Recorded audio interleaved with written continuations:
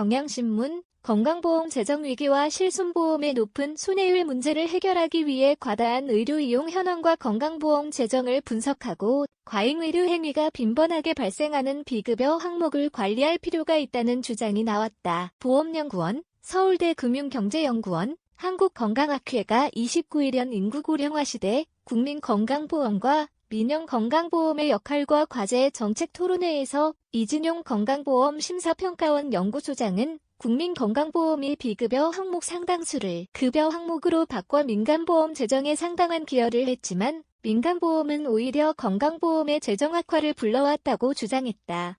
건강보험공단에 따르면 건강보험 보장률은 2017년 62.7%에서 2019년 64.2%로 1.4%포인트 증가했고 중증, 고액진료비 상위 30개 질환의 보장률은 같은 기간 79.7%에서 81.3%로 1.6%포인트 높아졌다.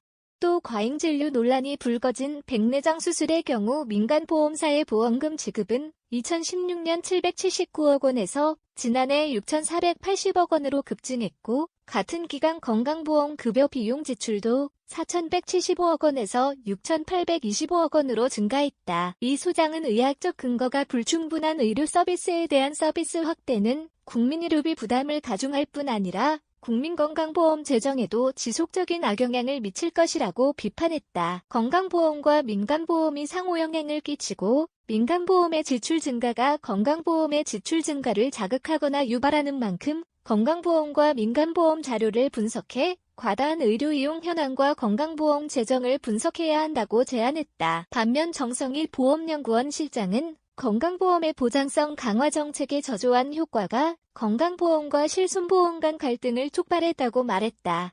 이어 독일 등 다른 국가처럼 정부가 실손보험이 보장하는 비급여 항목을 통제해야 한다고 주장했다. 실손보험에 대한 의료수가 가이드라인 적용, 보험사와 의료기관 간 의료수가 협상 등을 방안으로 제시했다.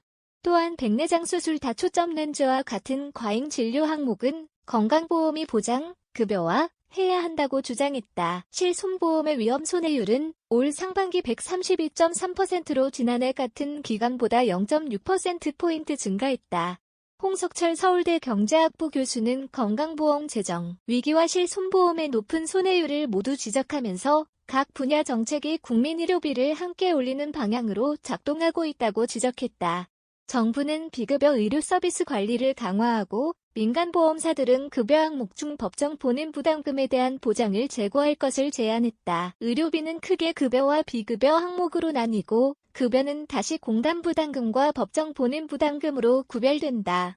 실손보험은 비급여와 급여 중 법정 본인 부담금을 합한 금액을 최대 90%까지 보장하고 있다. 보험업계에서는 실손보험이 실질적인 의료비 기준인 급여와 비급여로 구분해 운영해야 한다는 주장이 나오고 있다.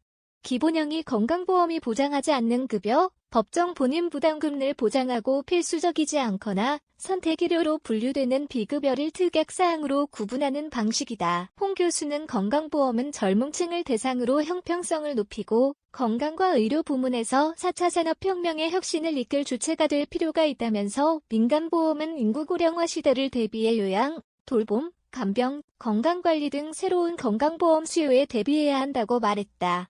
유이곤 기자 헐크액경향.com시 경향신문 경향.com www.kan.co.kr 무단전제 및 재배포 금지에 해당 언론사로 연결됩니다.